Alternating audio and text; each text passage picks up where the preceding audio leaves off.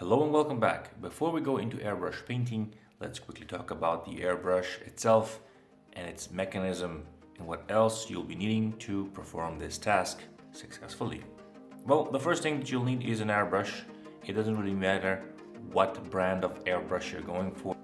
You will also need some sort of a cup like this. It's been used quite extensively throughout the years. You can see this is basically the discharge cup where you put the airbrush inside like so, and then you basically pull down the mechanism to release the paint and you clean it out. So it's really handy to have it. This has a little filter here like so. It has a little foamy thing inside, so it kind of filters out the nastiness, but it's really not that effective, to be honest. But anyway, this is really a must-have. You also need some sort of paint trays. These are pretty cool. They're from AK Interactive, and it's basically where you put some paint and mix it up with thinners and then apply it inside the cup. When it comes to paints themselves, these are really good. These are AK and Tamiya paints. These are acrylic lacquer paints. At least that's what they say on the bottle. You can't really dilute them with just plain old water. You will need some sort of alcohol inside, especially because you see it has danger signs. This one has a corrosion sign here, but this is mislabeled really badly. There's no corrosion sign. This is not a corrosive material. Anyway, these two paints are fantastic, but you can also use paints such as these or Revell paints, but you do need to dilute them down. And for this application, you can either use this, or something like this. These things are basically what you need to dilute. These two are basically for these type of paints, and this is for this.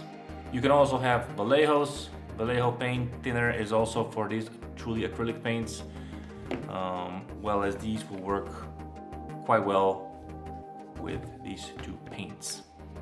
Of course, painting with an airbrush, you also need some sort of a hose to connect it with the compressor and a fitting at the end, which will connect with the airbrush like so. This is a quick release, and I really highly recommend it that you get one.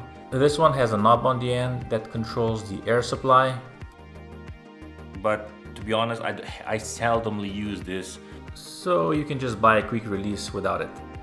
Airbrushes sometimes don't come with this attachment, so you have to buy it separately, and it screws on like this. Usually you just get an airbrush without this attachment, so be aware of that. And then of course, the last thing for the airbrushing side would be to buy yourself a compressor. Here we have the basic compressor. So the compressor has the motor, it has the canister on the bottom. This is, I believe, a 2-liter canister. It holds 2 liters of air. It has a regulation valve and a power on and off switch. They don't need any particular maintenance. You just basically have to plug them in and use them. But you do need to set up the pressure regulator valve to around, I would say, 21 psi or 1.2 bars. So this is the regulator closer. So how to set up your compressor for spraying? This is the air regulator valve. It is attached to the compressor, and on the bottom you can see there's a little condenser valve. This is where water collects if it is present inside the canister, because of the temperature difference between the outside and the inside. So there's moisture collecting inside, and this is where it gets caught. You can release the vapors by unscrewing this and then cleaning it up, but you really don't need to do this very often unless the temperature difference in your location is really high. The gauge itself works in such a way that it has a little safety mechanism, so you cannot turn it while it's secured. The way you have to do it is you have to lift it up and then turn it clockwise or anti-clockwise. If you turn it clockwise, you increase the pressure, and if you turn it counterclockwise, you decrease the pressure. The gauge. Looking at the gauge here, you can see that there's two gauges. The black one is for bar and the red one is for PSI, pressure per square inch, I think. Now, the amount of pressure determines how much air gets forced through this nozzle. And to be honest, you don't need a lot of pressure. The maximum that this airbrush can take, and I think that this applies to many of the airbrushes, 4 bar or around 59 psi. So you shouldn't go above this. But to be honest, you need way less pressure than this when setting up your airbrush.